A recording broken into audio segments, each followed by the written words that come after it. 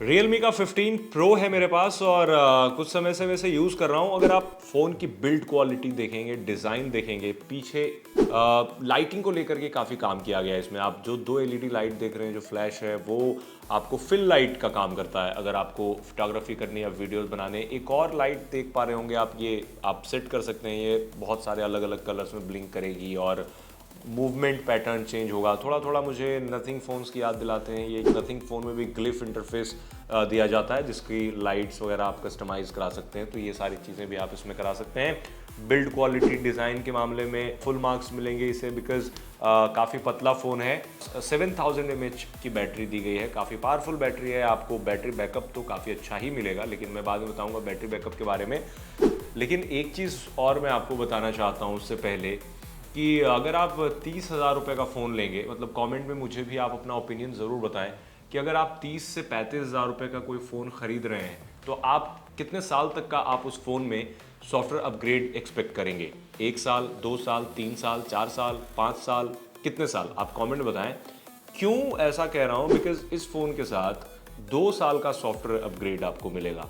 और इस फ़ोन में Android 16 out of the box नहीं आता है, एंड्रॉयड 15 आता है। कई सारे फ़ोन्स में एंड्रॉयड 16 ऑलरेडी आने शुरू हो गए और एंड्रॉयड 16 भी काफ़ी पहले आ चुका है, अब फ़ोन्स में मिलना शुरू हो चुका है। यानी इसमें एंड्रॉयड 16 आएगा और 17 आएगा, उसके बाद आपको एंड्रॉयड का दूसरा अपग्रेड देखने को नहीं मिलेगा। इवन दो आपको इसमें 3 साल तक सिक्योरिटी पैचेस ज़रूर मिलेंगे, यानी 5 साल ओवरऑल, बट 2 साल ही आपको नया एंड्रॉयड मिलेगा। तो क्या आप ऐसे फ़ोन में इन्वेस्ट करेंगे, या फिर in general, not only Realme, अगर कोई दूसरी कंपनी भी अगर आपको 30,000 रुपये में एक फ़ोन बेच रही है और प्रॉमिस कर रही है कि सिर्फ 2 साल तक का सॉफ्टवेयर अपग्रेड देगी, तो क्या आप फ़ोन ख़रीदना चाहेंगे वो?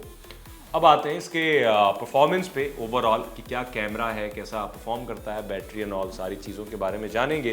वीडियो लास्ट तक ज़रूर देखें। दो कैमरे पीछे दिख रहे हैं, 50-50 मेगापिक्सल का दो कैमरा है। एक कैमरा जो है, इसके बारे में मैं बहुत कोशिश करी जानने की, बट अनफॉर्चुनेटली जान नहीं पाया। दोनों कैमरे काफ़ी अच्छे परफॉर्म करते हैं, डे लाइट हो या फिर इंडोर फोटोग्राफी हो, क्वालिटी काफ़ी अच्छी आती है फ़ोटोज़ की, कलर्स पॉप करते हैं। एक्यूरेट जिसे कहते हैं वो एक्यूरेसी आपको नहीं मिलेगी, बट ऐसी फोटोज़ और वीडियोस आपको मिलेंगी जो सोशल मीडिया फ्रेंडली हों, जहां पर अच्छे बेसिकली आपको एडिट करने की ज़रूरत भी नहीं होगी। एआई पार्टी फ़ोन भी इसे कह रही है कंपनी। क्यों? क्योंकि बहुत सारे एआई फीचर्स दिए गए, specially photos and video edit करने के लिए। क्योंकि आप अगर आप पार्टी फ़ोन इस वजह से भी शायद कहा जा रहा है बिकॉज इसमें अलग अलग पार्टी लाइट्स हैं। अगर आप देखेंगे तो ये लाइट्स ब्लिंक करती रहती हैं, और फिर दो लाइट्स अलग हैं।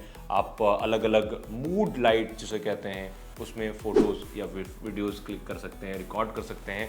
ये सारी चीज़ें बहुत अच्छी हैं। सेल्फ़ी भी काफ़ी अच्छी आती है इस फ़ोन से। और डिस्प्ले के तो क्या ही कह रहे हैं, डिस्प्ले की जो पीक ब्राइटनेस है, ये कंपटीशन से इस मामले में एटलीस्ट ये काफ़ी आगे हैं, और आपको एक अच्छा परफॉर्म करने वाला डिस्प्ले यहाँ पे मिलता है। और कर्व डिस्प्ले है ये, वैसा कर्व नहीं है जैसा पहले आया करते थे, एज वगैरह आते थे। ये ऐसा कर्व है कि आपको लगेगा कि कर्व्ड है, बट आपको यूज़ करने में कोई प्रॉब्लम नहीं होगी। ये फ्लैट डिस्प्ले जैसा ही आपको फॉर्म फैक्टर देता है, बट देखने में आपको कर्व्ड स्क्रीन नज़र आती है।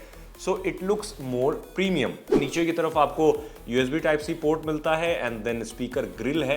यूज़र इंटरफेस एक ऐसी चीज़ है जो किसी भी स्मार्टफोन लेने से पहले यूज़र्स को बहुत ध्यान से चेक करना चाहिए, क्योंकि at the end of the day hardware जो भी हो, बट आप इंटरैक्ट हार्डवेयर से नहीं बल्कि सॉफ्टवेयर से करेंगे। Qualcomm Snapdragon 7 Gen 4 चिपसेट दिया गया है, काफ़ी केपेबल चिपसेट है। मतलब परफॉर्मेंस में कोई परेशानी नहीं होगी आपको, मल्टीटास्किंग से लेके गेमिंग करने में। GT मोड भी एक खास दिया गया है इसमें। GT मोड अगर आप ऑन करके गेमिंग करते हैं तो गेमिंग का जो परफॉर्मेंस है वो ज़्यादा बेटर होगा, क्योंकि बूस्टअप हो जाती हैं सारी चीज़ें। पावर कंजम्पशन ज़्यादा होगा, बैटरी तेज़ी से ड्रेन होगी, उतनी तेज़ी से नहीं, बट गेमिंग करेंगे तो जाहिर सी बात है तेज़ी से ड्रेन होगी, बट परफॉर्मेंस बिल्कुल बेस्ट मिलेगा। इसमें GT बूस्ट टेक जो दिया गया है वो मुझे पसंद आया। और दूसरी चीज़, AI गेमिंग कोच है, और AI गेम्स को एनालाइज करने के लिए भी AI इसमें दिया गया है। बहुत सारा एडिटिंग तो बताए, तो AI को बहुत अच्छे से कंपनी ने इस फ़ोन में दिया है। इट डजेंट मीन कि अच्छे से इंटीग्रेट किया है फ़ोन में, देना और इंटीग्रेट करना में बहुत फ़र्क होता है। मैंने कई बार आपको वीडियो में बताया कि अब के समय पे एआई का इंटीग्रेशन बहुत अच्छे लेवल पे होना चाहिए। आगे मुझे लगता है कि 1-2 सालों में वो आ जाएगा जैसे मैं बात करता हूँ, बट उस लेवल का एआई इंटीग्रेशन अभी किसी भी स्मार्टफोन्स में मैंने नहीं देखे हैं, 40-50 हज़ार तक के रेंज वाले।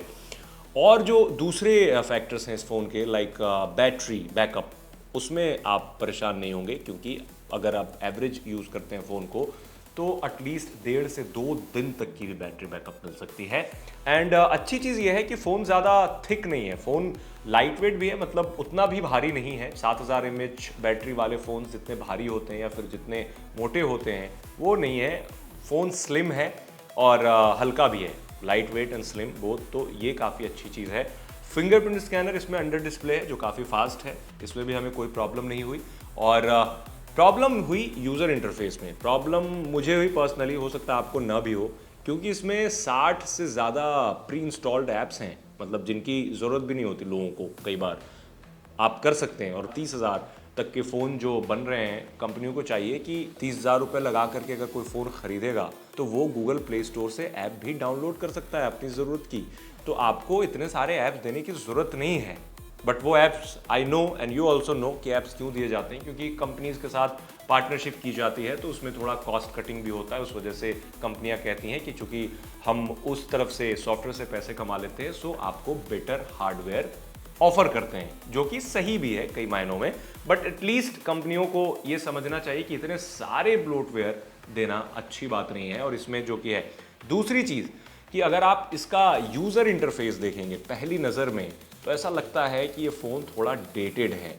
नया जो मॉडर्न मिनिमलिस्टिक टच है वो आपको इसमें नहीं मिलता है। स्टॉक प्योर एंड्रॉयड वाली फील नहीं मिलती है। मैं मानता हूं कि बहुत सारे लोगों को स्टॉक एंड्रॉयड भी पसंद नहीं होता, बिकॉज स्टॉक एंड्रॉयड में ज़्यादा कुछ होता नहीं, कुछ ऐप्स होते हैं, कस्टमाइजेशन के ज़्यादा फीचर्स नहीं होते हैं। लेकिन बहुत सारी कंपनियां ऐसी भी हैं जो over the period of time अपने जो यूज़र इंटरफेस हैं, लाइक ये एंड्रॉयड 15 पे इनका अपना कस्टम ओएस है, काफ़ी हैविली कस्टमाइज्ड है और काफ़ी डिटेल्ड है, तो इसको और मिनिमलिस्टिक बनाया जा सकता है।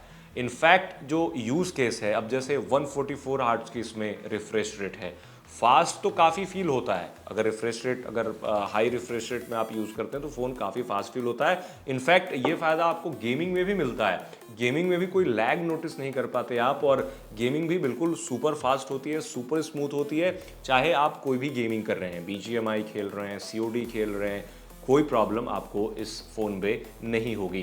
कैमरा के बारे में मैंने बताया, बट अगेन सॉफ्टवेयर एक्सपीरियंस थोड़ा और बेहतर हो सकता था। सो अच्छी बात एक और ये भी है कि इसमें IP69 की रेटिंग दी गई है, तो ये फ़ोन वाटर रेजिस्टेंट भी है, जो कि अच्छी चीज़ है। ओवरऑल ये फ़ोन देखने में मुझे काफ़ी अच्छा लगता है और यूज़ करने में भी अच्छा लगता है। सारे फीचर्स काफ़ी यूज़फुल हैं, कस्टमाइजेशंस के बहुत सारे ऑप्शंस हैं, एयर जेस्चर का फीचर दिया गया है। और अगर आप सेटिंग्स में जाएंगे तो आप कंफ्यूज हो जाएंगे कई बार कि इतने छोटे छोटे सेटिंग्स हैं, इतने छोटे छोटे फीचर्स हैं, यूटिलिटीज़ हैं, टूल्स हैं, बहुत सारी चीज़ें हैं। तो अगर आपको उस तरह का कोई फ़ोन चाहिए जिसमें बहुत सारे फीचर्स हैं, AI से रिलेटेड भी, एयर जेस्चर वाले फीचर्स भी, एंड देन पीछे लाइट्स के साथ भी अलग प्ले हो रहा है, यहाँ पे ये भी, यहाँ पे भी कुछ ना कुछ मूवमेंट चल रहा है, यहाँ भी फिल लाइट्स हैं, ये सारी चीज़ें तो कंपनी ने दी है। तो बहुत सारी चीज़ें इस फ़ोन में हैं जो इस फ़ोन को एक अच्छा फ़ोन बनाती हैं इस कैटेगरी में। बट अगेन, जो मैंने शुरू में बोला था कि सॉफ्टवेयर अपग्रेड एक बहुत बड़ा मसला हो सकता है। But if you are someone जिसे सॉफ्टवेयर अपग्रेड में उतना दिलचस्पी नहीं है, अगर आप चाहते हैं कि 2 साल यानी 17 तक इसमें अपग्रेड आ जाए और फिर उसके बाद 3 साल तक अगर आप सिक्योरिटी पैच से खुश हैं, देन आप ये फ़ोन खरीद सकते हैं। कुछ ऐसी प्रॉब्लम नहीं है, क्योंकि बहुत सारे फीचर्स हैं, आपको multitasking, gaming and all, photos click करना है, सेल्फी क्लिक करना है, या फिर कुछ फोटोज़ में ड्रामा क्रिएट कराना है मूड लाइटिंग से, तो ये सारी चीज़ें आप इससे कर सकते हैं। अब आप कमेंट में हमें बताएं कि आपको ये फ़ोन कैसा लगता है। ओवरऑल हमें फ़ोन अच्छा लगा, शिकायत सॉफ्टवेयर से है हमें और सॉफ्टवेयर अपग्रेड से है। आप बताएं आपकी क्या शिकायत है, या फिर आपको ऐसा लगता है, अगर आप मेरे से असहमत हैं इन सब चीज़ों को लेकर के, तो भी आप हमें ज़रूर बताएं। और पूरी डिटेल रिपोर्ट जो है इस फ़ोन की, बहुत सारी चीज़ें like over the period of time, आज तक .in की वेबसाइट पर आकर के आप वो भी पढ़ सकते हैं।